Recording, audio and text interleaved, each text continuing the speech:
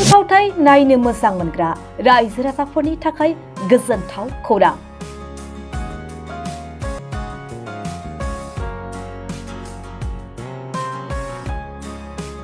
नोंथांमोननि थाखाय फैगासिनो दं थामथि मैहुर थुनफावथाय फोरबो 2024।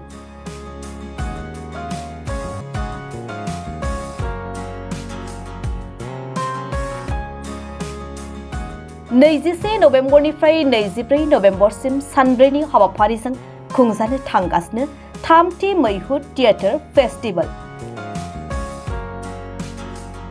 सिगां बोसोरफोराव खुंबोनाय बादिनो देग्लायबो बिटिआर सरकारनि सिनेमा आरो थुनफावथाय बिफाननि रांखान्थि हेफाजाबजों लोरगि थियेटार ग्रुपनि बानजायनायाव क'क्राझार सहरनि साखाथि सान्दामारियाव थानाय बोदोसा कालचारेल कमप्लेक्सआव फैगौ 24 नभेम्बरनिफ्राय 24 नभेम्बरसिम सानब्रैनि हाबाफारिजों थामथि मैहुर थुनफावथाय फोरबोखौ खुंनो थाखाय साखाफारा खालामनाय जादों।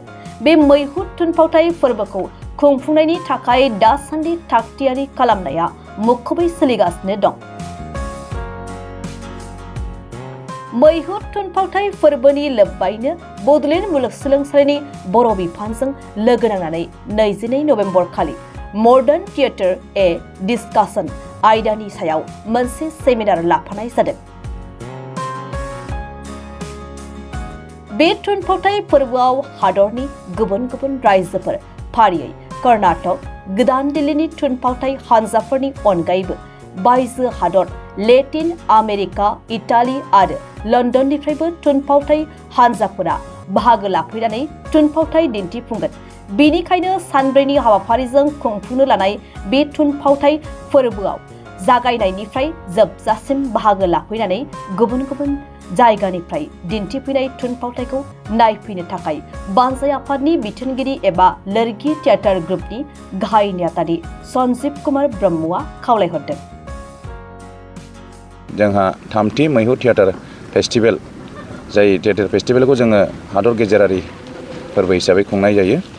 दा थामथि मैहुर हादर गेजेरारि थुनफावथाय फोरबोखौ जोङो फैगौ 21 एबा समफोर 21 नभेम्बरनिफ्राय 24 नभेम्बरसिम सानब्रैनि हाबाफारि लानानै खुंफुं लानाय जादों। आरो बेवहाय जों गासिबो थागथियारि जाखाबायानो। दा दिनै सासे आलासि सफैगोन, जोंहा इटालिनिफ्राय फैगोन आलासिया दिनैनो सफैगोन। आरो लोगोसे इंलेन्डनि आलासि बिथांमोना गाबोनहाय सफैगोन। गाबोननो मोननैसो टिम सफैगोन। दा जोङो सिगां समाव जेरै सेथि आरो नैथि मैहुर हादर गेजेरारि थुनफावथाय फोरबोआव जेरैबायदि रायजो राजा नोंथांमोना जोंखौ हेफाजाब होबोदों, बे हिसाबैनो देग्लायबो जाहाथे जोंखौ बयबो थुलुंगा होनायजों लोगोसे बयबो जोंनि हाबाफारिखौ हेफाजाब नायफैनानै जाहाथे इयुनावबो जों मावलांबाय थानो हायो। बेनि थाखाय आं बयबो रायजो राजा नोंथांमोननिसिम खावलायनो सानो। जोंहा गिबि सानाव दङ 21 नभेम्बर खालि। 21 नभेम्बर खालि जोंहा गिबि फावथायानो जाहैबाय जोङो एग्जाम अफ चइस। बेखौ मार्कास डु साउथवे। मार्कास डु साउथवे जाहैबाय अक्सफर्ड इउनिभारसिटि लण्डननि। बिथाङा प्रफेसार, मेथमेटिक्सनि सासे एक्सपार्ट आरो मेथमेटिक्सनि सायावनो बिथांमोननि नाटकआ जागोन। बिथांमोना मोनसे प्रफेसारफोरनि ग्रुप। दा बिथांमोना गाबोन सफैगोन आरो बे फावथायखौ दिन्थिगोन। बिथांमोननि हान्जानि मुङा जाहैबाय किउटिपि entertainment private limited, UK London. दा बिथांमोना बड'सा कालचार कमप्लेक्सनि अडिट'रियाम हल सिङाव जागोन बिथांमोननि श'आ 3 रिंगायाव। आरो बे 3 रिंगायावनो बिथांमोननि फावथायनि गेजेरजोंनो जोङो देग्लायनि थामथि मैहुर हादर गेजेरारि थुनफावथाय फोरबोखौ बेखेवनायनि हाबाफारिखौ लानाय जादों। आरो बे बेखेवनाय हाबाफारियाव मानगोनां गाहाय आलासि महरै नुजाफैगोन जोंहा मानगोनां बिटिआरनि गाहाय मावफुं सोद्रोमा सार प्रमद बर' सार बिथाङा। लोगोसे बेखेवगिरि आलासि महरै बाहागो लाफैगोन बिटिसिनो मानगोनां प्रिन्सिपाल सेक्रेटारि सार आकाशदीप बिथाङा बेखेवगिरि आलासि महरै बाहागो लागोन। लोगोसे स्पेशेल गेस्ट महरै बाहागो लागोन जोंनि हारिमु बिफाननि मानगोनां EM दावबायसा बर' सार आरो बिटिसिनो मानगोनां जइन्ट सेक्रेटारि आरो CHD cinema and theatre department आरो कालचार डिपार्टमेन्टनि बिथां फामि ब्रह्म मेडामा बाहागो लागोन। आरो लोगोसे बेवहायनो जों देग्लाय मोनसे खुगा लाइसिबो दिहुननो आखायाव लादों। बे जाहैबाय फावथाय रेगा ए ड्रामाटिक फर्स। दा बेखौबो जों बे अपेनिं समावनो बेखेवनो हाबाफारि लादों आरो बेखौ बेखेवगोन जोंनि बर' थुनलाइ आफादनि मानगोनां आफादगिरि डक्टर सुरत नार्जारि बिथाङा। दा बे बेखेवनाय हाबाफारि आरो बेखेवनाय हाबाफारिनि उनाव जोंनि फावथाय जाखांनानै नैथि फावथाया जागोन जोंनि लोरगि थियेटार ग्रुपनिफ्राय सन्जिब कुमार ब्रह्म आरो पबित्र मुसाहारिनि बिथोन होनायाव। आरो बे फावथाया जोङो बेस खालामना लानाय जादों मधुराम बर' सारनि लिरनाय जावलिया देवान। बे जावलिया देवान फावथायखौ नोंथांमोना नुनो मोनगोन बड'फा कालचार कमप्लेक्सनि अपेन एयार थियेटाराव मोनाबिलिनि 6 रिंगायाव बर' रावजों जागोन। आरो नैथि सानखालि जोंहा फुंनि हाबाफारियाव दङ 10 रिंगानिफ्राय मोनसे सावरायमेल सेमिनार दङ जायखौ टपिकआ जाहैबाय जोंनिया बे सेमिनारनिया मडार्न थियेटार ए डिसकासन गोदान फावथाय मोनसे सावरायनाय। बेवहाय इन्दिरा कला संगीत विश्वविद्यालय इन्दिरा कला इउनिभारसिटिनि मानगोनां फक डिपार्टमेन्टनि डिन आरो drama डिपार्टमेन्टनि head of the department doctor Yogendra Choubey जाय बिथांनिफ्राय जोङो ड्रामानि गियानखौ लाजेननो हादों। जोङो आंजों लोगोसे केशव मुसाहारि जयन्त नार्जारि बिथांमोना। दा बिथां सारा जोंनि बेवहाय पेपार रिडार हिसाबै बाहागो लाफैगोन आरो लोगोसे पेपार रिडार हिसाबै बाहागो लाबावगोन इटालिनि जाय बिथाङा फावथाय दिन्थिफैगोन बिथां सटुवे नङा रिकार्डो रास्टो इटालिनि बिथाङा बाहागो लागोन। लोगोसे जोंना आरो सासेबाव फुंखा सुबुं महरै बाहागो लाबावगोन जोंहा doctor Rustam Brahma sir English department Bodoland इउनिभारसिटिनि हेड अफ द डिपार्टमेन्ट आरो लोगोसे professor doctor Indira Boro' madam Bodo' डिपार्टमेन्टनि प्रफेसर मेडाम बिथाङाबो सासे पेपार रिडार महरै बाहागो लागोन। लोगोसे बाहागो लागिरि महरै जोंनि गेजेराव बाहागो लाफैगोन बेवहाय doctor Phaguna Baramahalia assistant professor department of Bodo' Guwahati university आरो लोगोसे doctor Laisri Mahilary assistant professor department of Bodoland university आरो लोगोसे केशव मुसाहारि फाउन्डार गायसनगिरि लोरगि थियेटार ग्रुपनि आरो लेङाइ आफादगिरि लोरगि थियेटार ग्रुपनि मानगोनां केशव मुसाहारि आरो लोगोसे एनएसडि एलुमनि जाय बिथाङा एनएसडि पास आउट जानाय बर'नि गेजेराव दासिम सासेल' बिथाङा जाबाय जयन्त नार्जारि बिथाङाबो बाहागो लाफैगोन। आरो लोगोसे जयन्त राभा सासेबाव एनएसडि एलुमनि एक्टर आरो डिरेक्टर बिथाङा बे पेपार सेमिनाराव बाहागो लागिरि महरै बाहागो लागोन। आरो बे सेमिनारखौ मानगोनां गाहाय आलासि महरै बाहागो लानानै बेखेवना होलांगोन जोंनि मानगोनां केबिनेट मिनिस्टार उरखावग्रा ब्रह्म सारा आसामनि केबिनेट मिनिस्टार सार।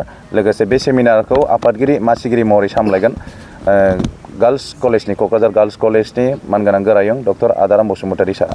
बेनिफ्राय जोङो बेलासियाव 3:30 रिंगायाव जोंहा गायन बायनर बिलाइ माने एसामिस मोनसे फावथाय बे जागोन। बेखौ एसामिस रावजों जागोन बियो आरो बे फावथायखौ बिथोन होदों जोंना जयन्त राभा आरो राकेश कुमार बेखौ दिन्थिगोन दा केनभास हरिसिङानि जोंनि उदालगुरिनि बिटिआर हालामनिफ्रायनो।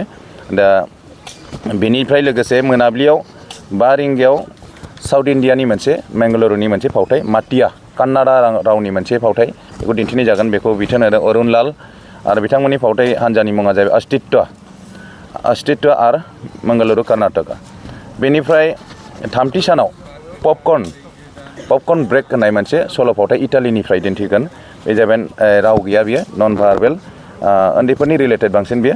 दा रिकार्डो रास्टो बिथांनो जाहैबाय जाय डिरेक्टर गावनो रल खालायगोन। बे जागोन अडिट'रियाम हल सिङाव जागोन बियो बड'फा कालचार कमप्लेक्सनि अडिट'रियाम हलाव। आरो मोनसेया जाहैबाय मोनाबिलियाव hakim.com कमेडि मोनसे फावथाय दिल्लीनिफ्राय हिन्दी रावजों जागोन बियो फाहाद खाननि बिथोन होनायाव आरो लिरदों बेखौ आकबर कादरि। बेनिफ्राय अन्तराल थियेटार ग्रुपआ बेखौ दिन्थिगोन दिल्लीनिफ्राय। बेयो जाहैगोन अपेन एयार थियेटार बड'फा कालचार कमप्लेक्सनि। आरो जोबथा सानखालि सिसा मुंनि मोनसे सल' फावथाय बे जाहैगोन लेटिन आमेरिकानिफ्राय नन भार्बेल बेबो आपा एन्जेल'नि बिथाङा दिन्थिगोन सासे हिन्जावसा आर्टिस्ट बिथाङा अमरीश चित्र फावथाय हान्जानिफ्राय। बेयो जाहैगोन कालचारेल कमप्लेक्सनि अडिट'रियाम हल सिङाव। आरो जोबथा हाबाफारियाव जोंना मानगोनां एमएलए बिथां सानजा क'क्राझारनि लरेन्स इस्लारि बिथाङा गाहाय आलासि महरै बाहागो लागोन जोबथा हाबाफारियाव थुंगेनाय हाबाफारियाव। आरो बे थुंगेनाय फावथाय हिसाबै 5:30 रिंगायाव बे थुंगेनाय हाबाफारिया जागोन। आरो 6 रिंगायाव जोंना फावथाय जागोन मोनसे जोबथा फावथाय आसामनिफ्राय बियो टेङा मर्टन गोखै मर्टन चक्लेट गोदोनि टेङा मर्टन एसामिस रावजों जागोन बियो। बेखौ बिथोन होदों रुपज्योति महन्त रेप्लिका जरहाटनिफ्राय। दा बे अपेन एयार थियेटाराव जागोन। दा बेखिनियानो जोंनि देग्लायनि सानबैनो हाबाफारिया। आरो बे सानबैनो हाबाफारिनि गेजेरजों जोङो गासै 8 फावथायखौ दिन्थिनो नागिरदों बेहाय। दा देग्लाय जोंहा बिटिआर हालामनिफ्राय जों सिगाङाव बिटिआर हालामनिफ्राय मोनथाम फावथाय थायोमोन मानो होनोबा जोंहा 9निफ्राय बांसिन 10 फावथाय लादोंमोन आवगायाव 13 लादोंमोन जों बे हिसाबै जों बिटिआर ओनसोलाव जोङो सुबिदा होनांगौ हिसाबै जोङो 3 फावथाय लादोंमोन देग्लाय खम हिसाबै जों 2 लानाय जादों बेवहाय जोङो रावखौबो जोङो डाइरेक्ट एक्सन लिंहरनाय लाबोनाय जायाखै बेवहाय जोंहा मोनसे एसामिस फावथाय दङ जयन्त राभानि बेबो बिटिआर जोंनि बड'लेण्ड हालामनि खथायाव मोननाय जादों बिथाङा दा बे फेस्टिभेलनि थाखाय जोङो 18 तारिखआव लास्ट डेट होनानै थांनाय 18 अक्ट'बराव लास्ट डेट होनानै जोङो सार्कुलार होदोंमोन मोनसे एडभार्टाइजमेन्ट होनाय जादोंमोन बेवहाय गासै 50 प्रप'जाल फैदोंमोन अल इण्डिया आरो इण्डियानि बायरानिफ्राय माखासे प्रप'जाल फैदोंमोन दा बेवहाय जोङो माखासे सायख'ना लानायाव दा टटेल गासै 9 फावथायखौ जों सायख'ना लानो हानाय जादों बेवहाय जोङो बेनिखायनो बयखौबो गासिबो फावथाया बिराद मोजां जोङो बे फावथायखौ नायफैजोबनो थाखाय बयखौबो खावलायहरदों मोननै समाव आरो बेहाय जों टिकेटनि बेसेन दोननाय जायाखै जाहाथे जों इयुनावबो मोजाङै दावगालांनो हायो जों 15 बोसोर लोरगि थियेटार ग्रुपनि हान्जानायाव जेरैबायदि रायजो राजाफ्रा जोंखौ सापर्ट होबोदों जेरैबायदि जोंखौ अनबोदों बेबायदिनो जाहाथे इयुनावबो जोंखौ बयबो सापर्ट होलाङो जों बेखौनो मिजिंथियो जाहाथे जों साबसिननिफ्राय साबसिन खामानि मावलांनो हायो बेखौनो जों खावलायनो सानदों गासिबो रायजो राजा नोंथांमोननिसिम दा जोंनि